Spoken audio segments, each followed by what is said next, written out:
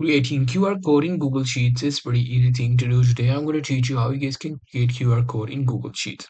So for that, as you guys can see, I'm on my Google Sheets now. In order to create a QR code, first things first, you just have to select for whatever the link you want to create a QR code. So in order to do that, suppose I want to create a QR code for google.com. So I'm just going to search for google.com and this is what I'm going to write, or that's how I can do it. Now, after entering google.com, what you have to do is to create a QR code, you have to go to Google and search for a third-party software called as QR Code API. And then you have to go to this goqr.me.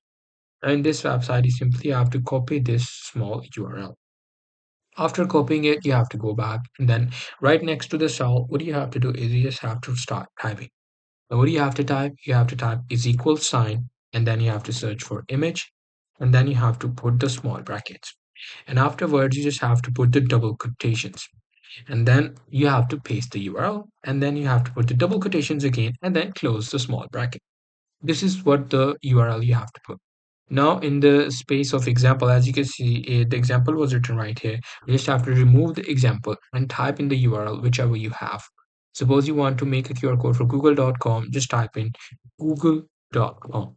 And there you go. This is what you have to do. And then I'm just going to do this enter thing. And there you go. The value is containing. Now it will take some time to load. After it is loaded, you will be able to see a QR code right here. So let me just try to extend it and then let me just try to click it again. And as you can see, I accidentally added space. So I'm just going to remove the space and I'm going to enter. And as you can see, the QR code just loaded up. That's pretty much it. That's how I'll be able to generate a QR code. Hope you guys find this video helpful.